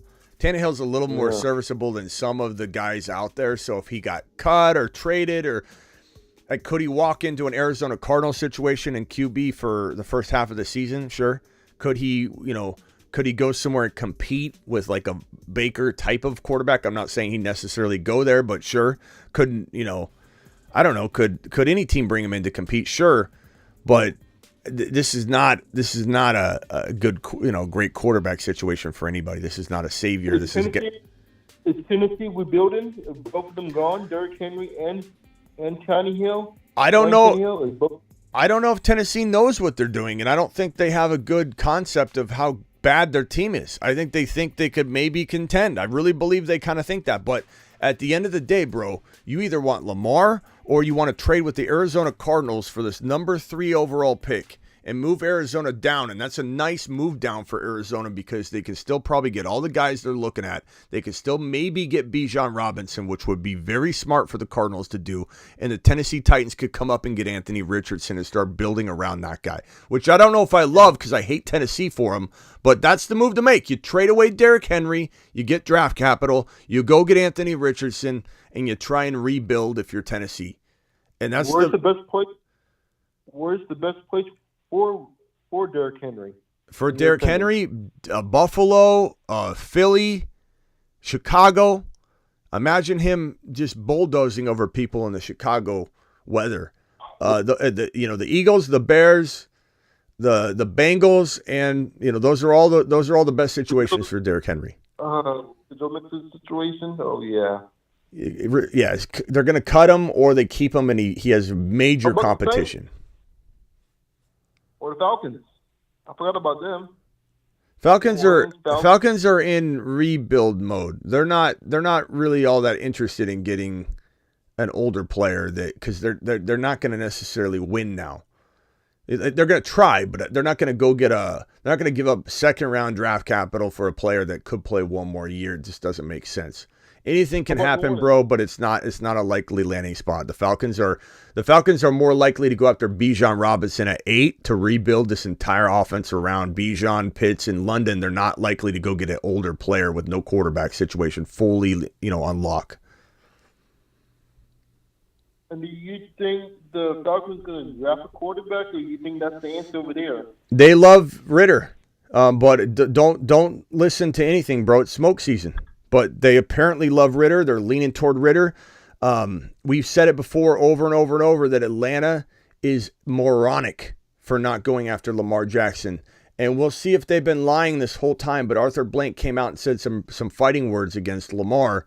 So I don't know if Lamar even wants to play there after what he said. But maybe it's all smoke, bro. Maybe it's a facade. Yeah, maybe they've cooked up a plan of attack. I'm going to make fun of you in public and nobody's going to see it coming. You come over and you take... I mean, who knows? But from what I gather, the Atlanta Falcons stepped on their own junk and they kind of ruined this whole Lamar thing if they want to revisit it. But they don't seem to be interested in him, bro. They've taken some shots at him, bro. He can't stay on the field. We don't want that for our team. That's essentially what Arthur Blank said. So as much as I want to believe some of the comments that Atlanta might actually go after Lamar, they haven't made it they haven't made it clear at all that they're interested in going after Lamar. They've done the opposite. But who knows? As a Bucs fan, do you think the Bucs can trade up in the draft or get a quarterback in the draft? I think the Bucs are looking at Bijan. They're one of the only teams that have visited with him. I think they're tempted to go for a quarterback, but at the same time, they're not going to get one at 19. Maybe Hendon Hooker falls and they draft their future and they groom him because he has an ACL recovery and he won't be ready for week 1 anyway. Past that, I don't think they're trading up for Anthony Richardson. They'd be smart to. All right, hang tight there, pal. Let me swing back around to Ethan. Eric's going through a laundry list. I appreciate that, Eric, but hang tight real quick. Eric was on question Atlanta 79. Thing. What, Ethan? Yeah, the Lamar Atlanta thing sounds, it would be great, especially the way Arthur Smith's offense can run the ball. But yeah, they're idiots about it. And I got to separate Lamar from Justin Fields. Everyone's trying to repeat Justin Fields is Lamar. Lamar had that sidearm delivery to really slow down on his short passes, and it was making a big difference. I mean, you've seen some of these running quarterbacks not having a good touch pass. He really did improve his touch pass a bit. And, I mean, I'm just pumping the brakes on. I like Justin Fields as a 1,000-yard rusher, but I don't know if I'd compare him to Lamar when Lamar can put up 5 touchdown games every now and then. So that's with the passing. That's it. I don't know, bro. Honestly, I would, if it was me, I would tell you can't compare Lamar and Fields. I would say you can't compare Lamar and Fields because Fields is so much better than Lamar. So I get what you're saying, but Fields is just getting going, and Fields has already looked absolutely dominant on all the levels Lamar has. And I think it's hilarious when, and I'm not saying this toward you, but I think it's hilarious when people say that Fields is inaccurate. Give me a break. Give me a break. No one knows what Fields is yet at all. No one knew what Jalen Hurts was, and everyone ran their mouth about Jalen Hurts being inaccurate before he had a chance to even prove he was accurate. So let's dial back, not you, other people that say that Fields is inaccurate. Let's dial it back and let's see what he does. Let's see what he does. He had no wide receivers. He was scrambling around for his life. Right now. You what? I'm smoking a Joe Burrow cigar like Shooter McGavin. How'd he finish last year? Dead last? Yeah, he played real good, though. Look, Fields of Dreams. Fields, anybody needs nicknames, hang tight on the phone lines, guys. I'm playing an animation here. No one can hear you. This is for the Fields boys out there. This is for people that want to get Justin Fields. Leave it on the fields. Just in time. Fields of dreams. Feels like making love. Outstanding in his fields. Feels so good. Fields General. I feels good. Uneven playing fields. Battlefields tested. Fields. He's for reals. It's just hilarious to me, bro, when people come in and say negative. Not you, not saying you. I'm not mad at anybody on the phone right now. But just so hilarious when people say the same boring things and lazy comments. Again, not you. When people say the same lazy comments about Justin Fields being inaccurate and not able to throw the football. Like, get real. Go watch what happened. Go take a look with your eyeballs why he was throwing incomplete passes when he's scrambling around with no wide receivers open on second chance routes that they don't know how to even run the first route. Their primary route they botched. You're expecting a wide receiver to change directions after they screwed up all their route running. His bad wide receivers were hurt. He was playing with his bad wide receivers, and they're running all these bad routes, and he's scrambling around, extending plays, and everyone's judging him and saying he can't throw. Just like people said Jalen Hurts can't throw. Just like people said Josh Allen will never be an accurate quarterback. Give me a break. Fields is a top 5 monster, and everybody talking mad smack right now is going to be nowhere to be found after the season's over. Anyway. Hey, hang tight real quick, Ethan. Let's go back over to Eric. Eric, I'm going to give you 10 more questions real quick. Go ahead. Okay. This guy fires them off like they're nothing. Go ahead. Well, do you really believe the Panthers going to draft Bryce Young, or is that smoke screen? I think the Panthers are very much interested in drafting Bryce Young. I do think there could be some smoke screen stuff going on because they know that, and this could be smoke too, they know that the Houston Texans want Bryce Young, and so they're potentially trying to, maybe they like Stroud, and they're like, let's get the Texans to trade up and give us something because we want to take Stroud anyway. And so they could be doing that, and they both could be trying to play each other, and neither one of them knows what the other one's doing, and they both want the different players, and it's all going to work out anyway. But I think that it's smoke to assume that the Texans won't take Stroud. I think it's crazy to assume that they won't even entertain Anthony Richardson, who's the most athletic player to ever come out of college. Not saying he's the best quarterback to ever come out of college or anything remotely close to that. I'm saying he's the most athletic player to really ever come out of college. And there's some intrigue there that goes beyond, hey, we've seen this happen before and they've busted. Well, we have seen it happen before, but have we seen it happen before with this tremendous talent that has the amount of physical skills that this guy has? No, we haven't. And A bust? I'm sorry, did you have a question within your question? Go ahead. He could be a bust. He could be a bust. Everybody could be a bust. Look at Zach Wilson. He looked pretty secure. He looked pretty solid. I know a lot of people didn't like him. Maybe it was his attitude. Maybe it was the young face, whatever. He definitely had some hate. I'm not saying there weren't people out there that said, oh, watch, he's going to bust. But Was it really driven off of his college performance or his combine? He looked great in the combine, and he absolutely just withered away. Look at Tom Brady, for example. He didn't have no great college. Yeah, no great combine. No one knew. Tom Brady. No one knew he was coming. Look at Johnny Manziel. Johnny Football, amazing in college, one of the better college football players ever, and that didn't translate at all. And Tim Tebow, another one. Yep. I mean, you just never know. You never know. But to use that as a reason to not go after Anthony Richardson because other big quarterbacks that didn't have a lot of experience that play like him busted, those have nothing to do with him. Just like I always say, Bijan Robinson. CEH busting has nothing to do with Bijan Robinson. CEH busting had nothing to do with Breece Hall or Kenneth Walker, yet people like to correlate those things out of fear. And so at the end of the day, Anthony Richardson is Anthony Richardson. And just because Cam Newton is Cam Newton, just because we had Jamarcus Russell turn into Jamarcus Russell, you have to take every player case by case. And if you drag all those things into a player evaluation, you're just lost in the past, man. And Anthony Richardson has different potential, different risk. We just don't even need to go there. But this guy's absolutely phenomenal from a prospecting perspective. Bryce Young's my number one quarterback. Bryce Young is magical. People that think he's too small, they're gonna get a rude awakening when he goes out there and proves what Kyler Murray's proven. Like, as much as I can't stand Kyler Murray, if anybody's gonna say something negative about Kyler Murray, it better be about his attitude and his drive, because that's why he's. Look at Drew Brees. He was short too. Yeah. Look at Drew Brees. All right, Eric, hang on, real quick, Eric. I got a hot take. I'm going to leave after this. I got a hot take. Yeah, go ahead. Aaron Rodgers will not be a Jet.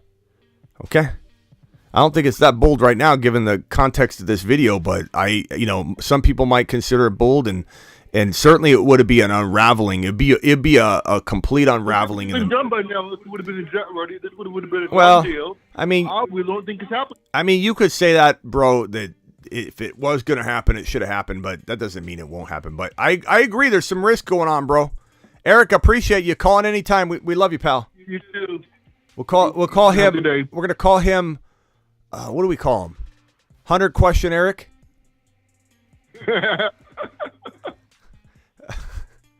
Mr. Unlimited. Mr. Unlimited.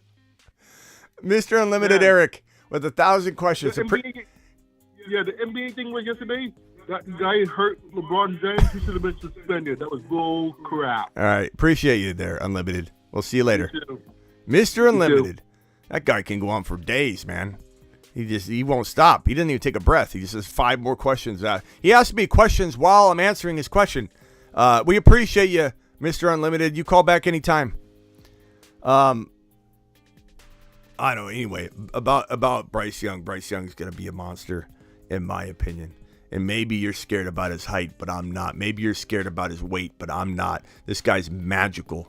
Mr. Magic Man. The Magic Man is going to be out on the field creating magic, extending plays, and doing amazing things. I'm not worried about Bryce Young's size. Kyler Murray already proved that it can work. As Mr. Unlimited Eric said, Drew Brees to an extent, but he's a different player, so I'm not even comparing them. Kyler Murray's the comparable. And Kyler Murray hasn't failed because of his size.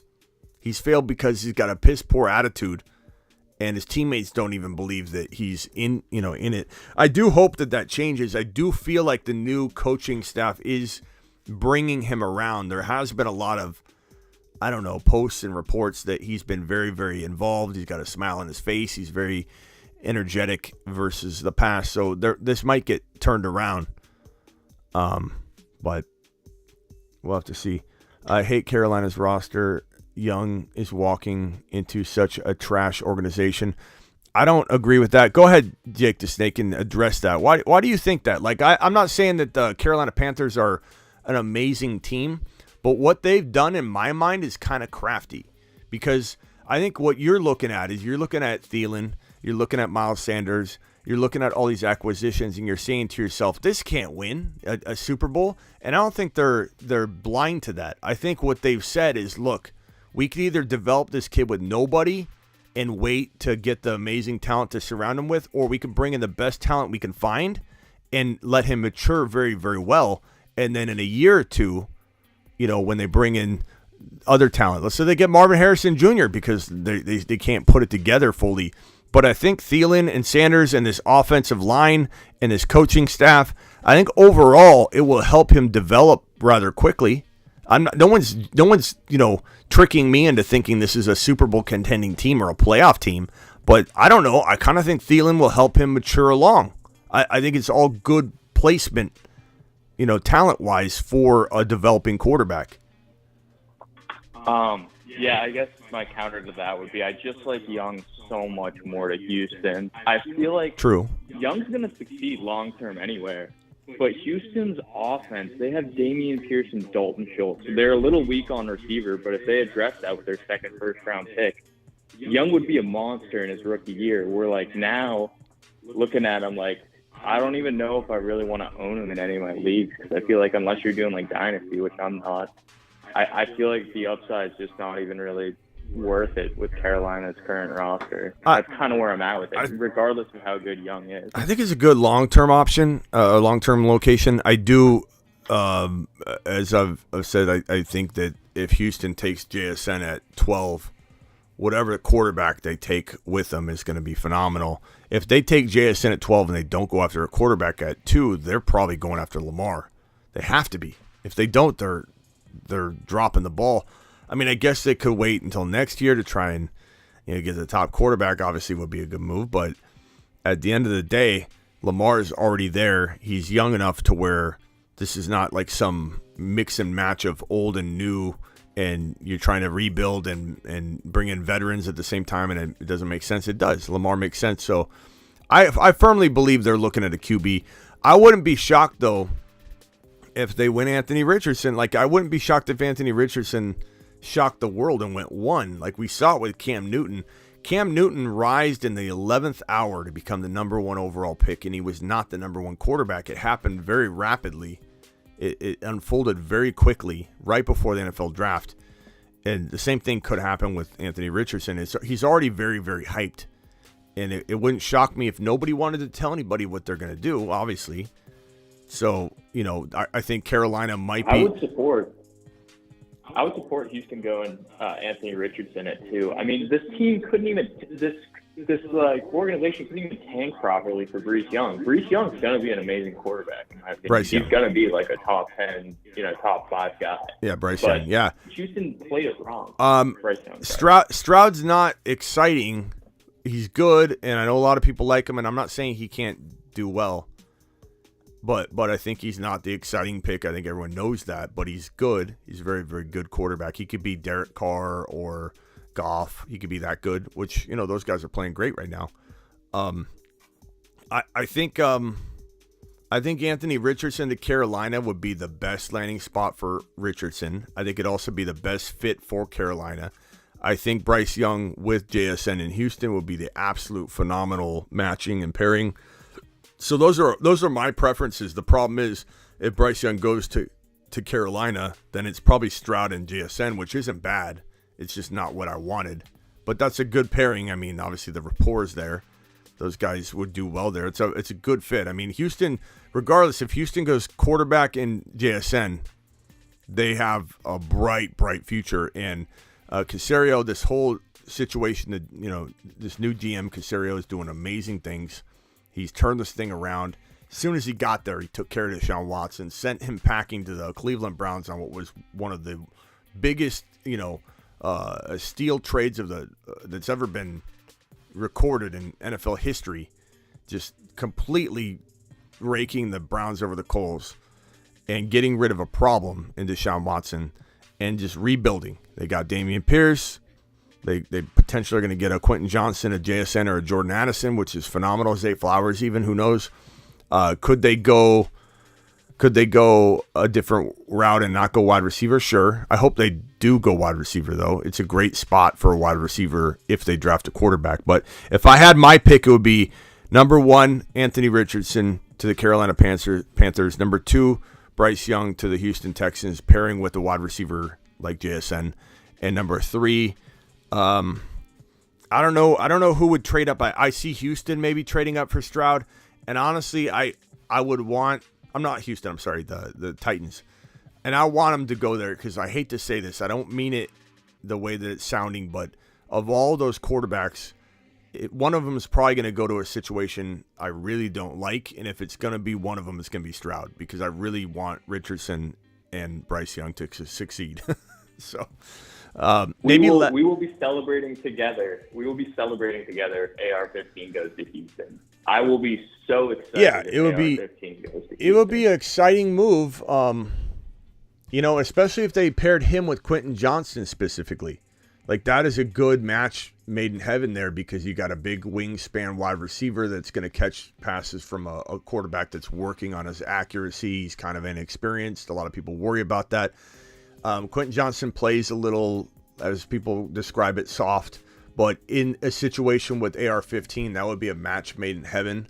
I think JSN would be phenomenal as well with AR-15.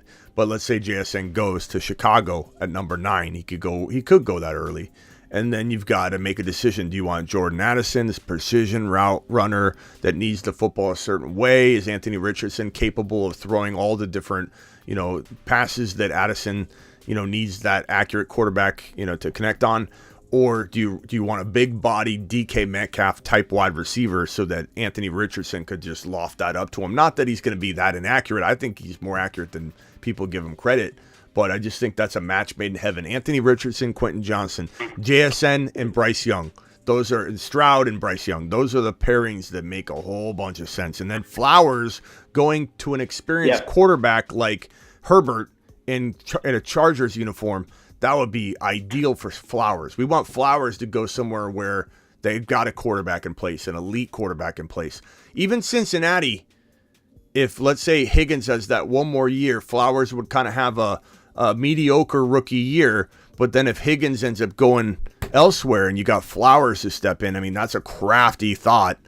But hopefully it's the Chargers. Zay Flowers in a Chargers uniform would be unreal. Hold on one second while I have this super chat here from Cheryl. Appreciate you dropping this to the moon. Every $10 super chat gets a moonshot. This question is, just joining very late without completely repeating, Smitty, on a scale of 1 to 10, what is your confidence level on Rodgers becoming a Jet this week? Woohoo. I'd say, Cheryl, you definitely want to rewatch the show because I went on a rampage for about, 40 minutes on Lamar Jackson going to New York and why that's a kind of a must, in my opinion. It needs to be in motion, at least, because if the Packers are pushing the Jets to their limit, they can't let them back themselves into a corner or let the Packers back the Jets into a corner.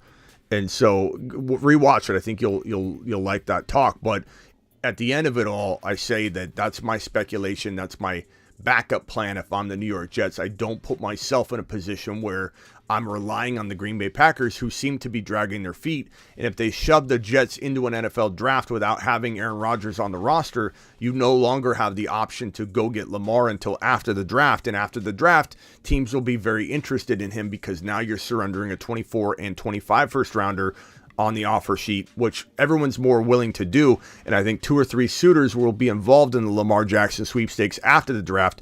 So they would be smart to trade for him before surrender the 13 overall. It's an early pick, but it guarantees you a chance to be a Super Bowl contending team for 3, 4, 5 years. But at the end of the day, my circling back, that's my contingency talk. I think it's a 75% chance, if I had to put an arbitrary total guesswork, educated guess to it, I'd say 75% chance it happens before the draft. But because the Jets might do what everybody's not thinking they're going to do and pull a Russell Wilson to Denver out of nowhere type of announcement situation, that leaves an open door for not 100% likely. It also leaves room for a chance that the Packers push it in after the draft. And keep in mind, the Packers, if they trade Aaron Rodgers after June 1, they end up having to, they can divide, after June 1, they can divide their $40 million dead cap on Aaron Rodgers into 2 years. So there's some reason why they don't want to trade him before the draft. So we'll have to see. But appreciate that super chat, and thank you very much. And hopefully you get a chance to rewatch the Lamar Jackson part. Bro, I'm allowed to have an opinion, says BB Birds. I don't know what you're saying, bro. DJ Moore is going to be a bust this year. It's okay if you say that. He's allowed to have that opinion. A lot of people disagree, but it doesn't mean that he can't say that. Unless he's saying it very rudely. What he said wasn't a big deal. Unless I missed something. You're getting him next to Judy. He's being slept on. And yes, Lions fan can have other opinions. I don't know what that's about. Anyway. Ethan, what else you got? No, let's go. Actually, we got to go to Sonny. Sonny, you're live. Hey, Smitty, how's it going? Pretty good, bro. Hey, I had a question about the Colts. I know you have spoken about Lamar Jackson possibly going there. Mm-hmm. With Levis probably going to the Colts, maybe. Do you see any? Let's assume for a sec. As a Colts fan, I assume they're picking Levis. All signs point to them picking Levis. You can disagree with that or not, but they're going to pick Levis. Trust me. Okay. And after they do, is there any chance the Colts win the division with the Jaguars on the rise? No. I don't think Levis could get up to speed in enough time in that offense that's really behind, bro. Like this is you've got a lot of weapons, but this is a tough situation to walk into. There's a lot of building that needs to happen. There's a lot of continuity and cohesiveness that needs to be built, rapport with whoever comes in to command this offense, because it won't be like amazing out the gate. And the Jaguars are coming for blood, bro. This is not a team you're going to walk in and just like upset. Do I think the Colts have a strong future if they go get Lamar Jackson? I do. I think it might take them a year, but they'll get adjusted. They'll come in year 2, and they'll be absolute bonkers. I think they would give the Jaguars a run for their money. And really, if Lamar went to Indianapolis, they could give them a run for their money in year 1. I don't think they win the division. I think the Jaguars do. But Lamar could certainly earn a wild card spot, for the Colts if he comes in. I think it's possible. It's a lot to take on though. That Colts situation is, you guys have a good core, a lot going for you. It's just not going to be a year 1 bounce back explosion, in my opinion. But Levis, no, he's a project, bro. He's got a great arm, but he's a project, and there's a lot that needs to be worked on. I think there's very little chance Levis walks the Colts into a division win. Very little. And I don't know. And if you look at the whole situation with Chris Ballard, the GM there, his back is against the wall. Because Jim Irsay, the owner, he likes to micromanage, and he's going to pick Levis whether or not Ballard wants to, because that's his prototype.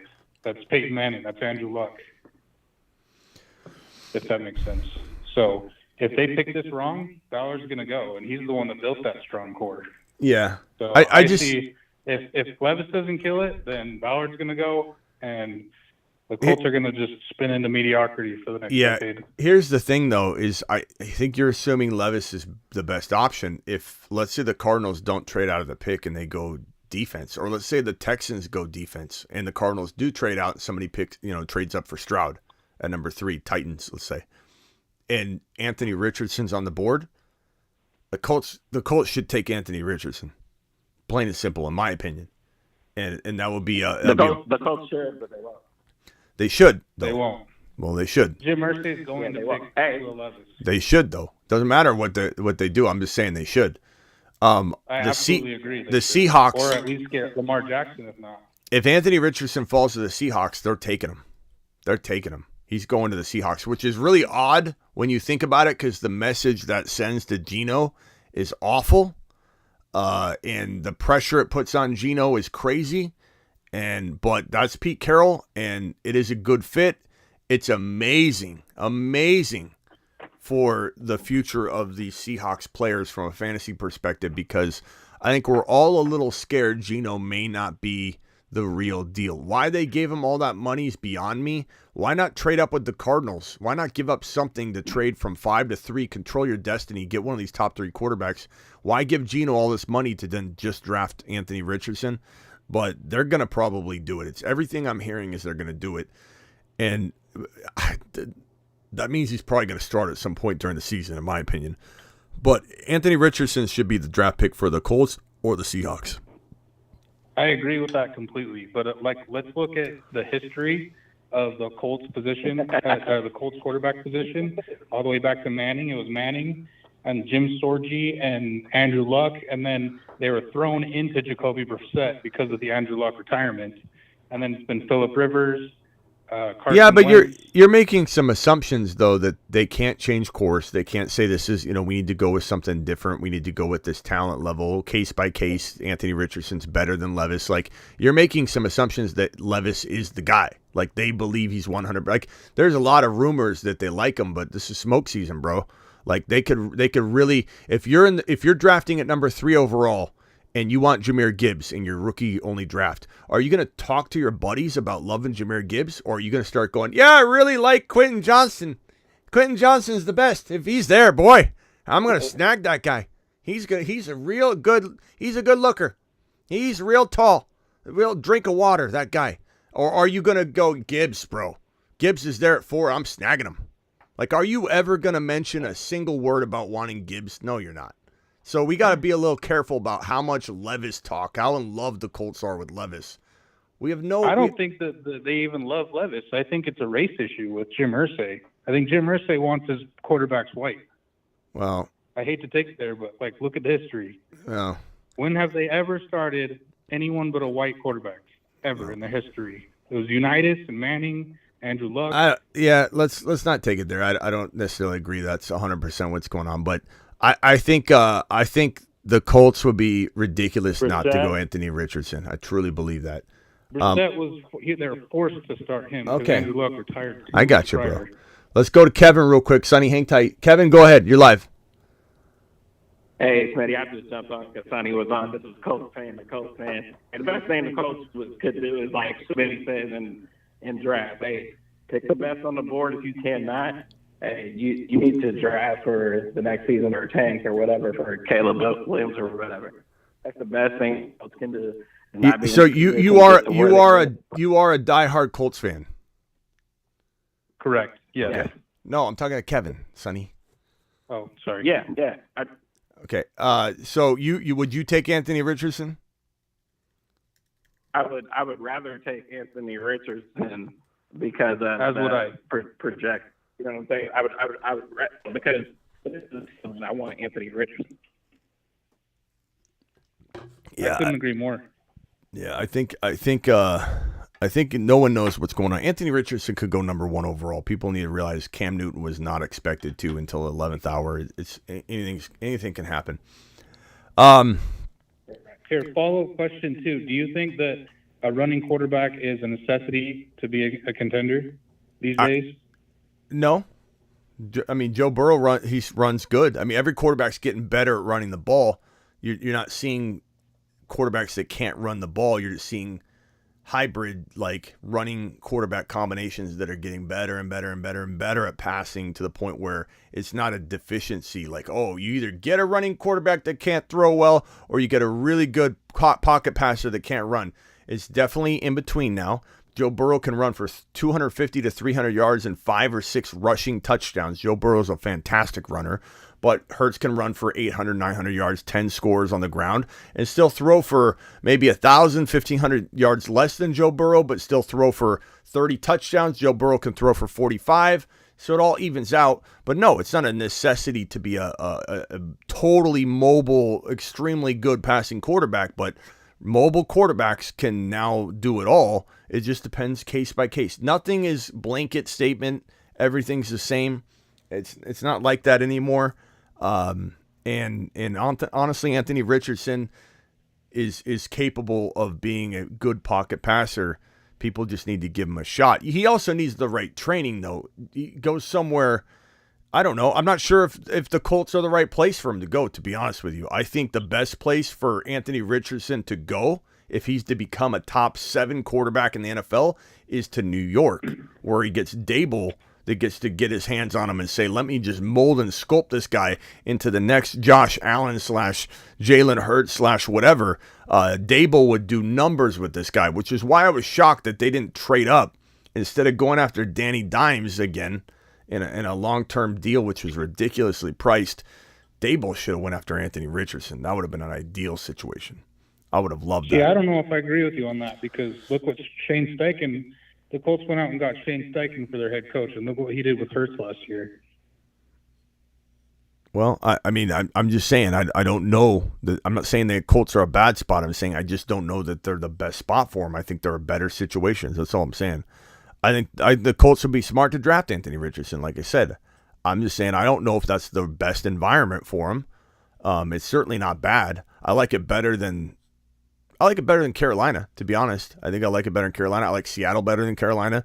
Carolina's good for the long term. It's just not as good short term. They just don't have – they have the older pieces, like I said, that develop you, but then like 2 or 3 years from now they can develop it. I mean, look at Justin Fields. Justin Fields is in a win-a-division type situation now. A year ago, 365 days ago, he was in a garbage situation. So you can build around it. You need to get your quarterback, and then, then things can happen. But Colts certainly have a lot of pieces in place, but they need a good quarterback. They should go after Lamar. It's as easy as can be. This decision is not hard. The Colts have JT. They have Pittman. They've got Jelani Woods. They got the right situation right now. They should be going after Lamar and going all in, because they could rebuild, but some of those players like JT are going to get older and age out, and it's not a smart move, in my opinion, to go with a young quarterback when you can go get Lamar Jackson and it's in your control. So what do? Number 4 overall? I don't know. I'd probably draft JSN. I'd trade down, draft JSN, put him there with Pittman, and after the draft, offer Lamar Jackson the deal of a lifetime. I don't know how that works cap-wise. I'd have to look at the Colts cap, but this money can be moved around. You can make all kinds of things work, but I'd have to look at their cap to see what they could actually even offer him. But I just think that the owner, Jim Irsay, he throws his weight around the building. That's why they got, they went out and got Jeff Saturday to fill in as head coach after they fired Frank Reich. Yeah. Well, the organization. He shoots from the hip. He does what he wants. It's definitely not a perfect organization, that's for sure. It's definitely not necessarily heading in the right or wrong direction right now. Everything will be determined by this draft. Ethan, what else you got? I'm gonna close it down here. Final 10 seconds, Ethan.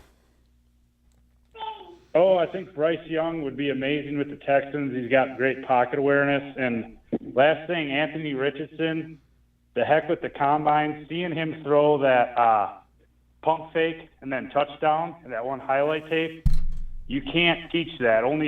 Big Ben could do it, Russell Wilson.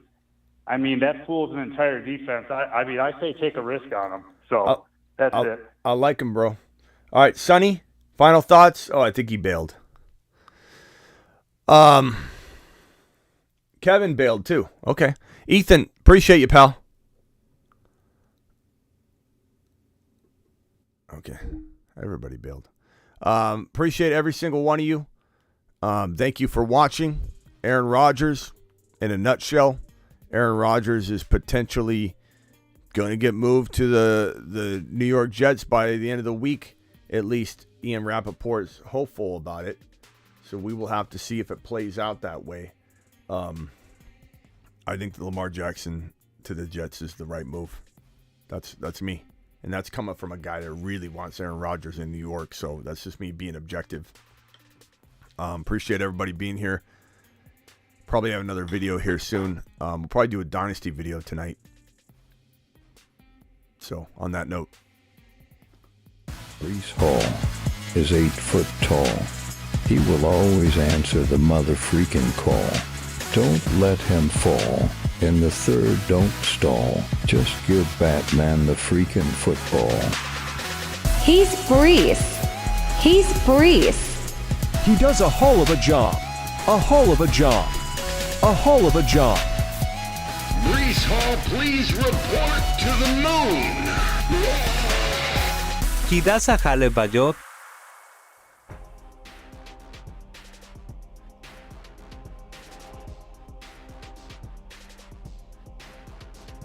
Later, Matt. Later, Jack. Later, Marty. Space Ricky. Frankie. Jeremy W. Sandu. Sean Tucker, excited for him, bro. Thank you, Sam. Later, BB Birds. JSN or Bijan to the Birds. JSN's not going to the Birds, I don't think, bro. But Bijan maybe, we'll see. I hope so. I hope Bijan's a Chicago Bear or an Eagle. AR-15. Space Ricky's not a believer. Andrew says DJ Moore, 5 TDs, 1,000 yards. That's definitely doable. That's not a great year. It's an okay year. G, what's up? G Mike in the house. Hod, appreciate you. Later, everybody. Jack of all trades in the building.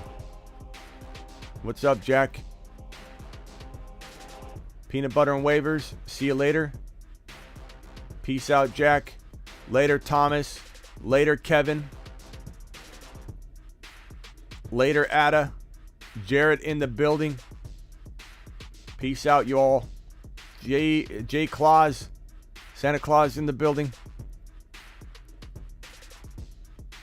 Peace out.